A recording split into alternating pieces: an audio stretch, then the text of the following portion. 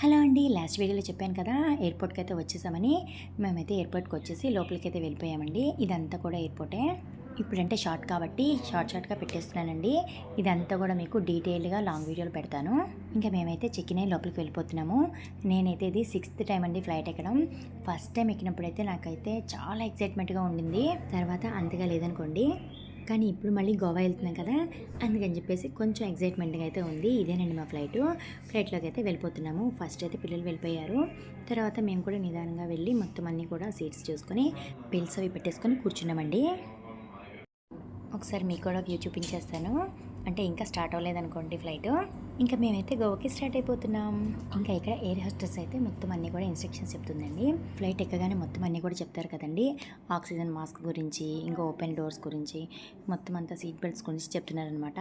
ఇంకా మా పాప వాళ్ళ ఫ్రెండ్ అయితే వెనక కూర్చున్నారండి.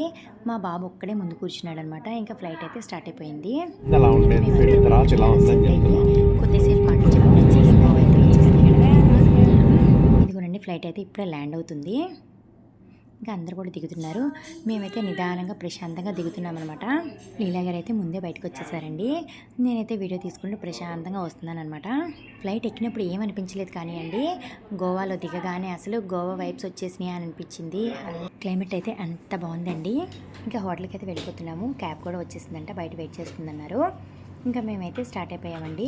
హోటల్కి అయితే వెళ్ళిపోతున్నాము. ఈ వీడియో అయితే ఇంతటితో అయిపోయింది. నెక్స్ట్ వీడియో తప్పకుండా త్వరలో రిలీజ్ చేస్తానండి. ప్లీజ్ సబ్స్క్రైబ్ చేసుకోండి.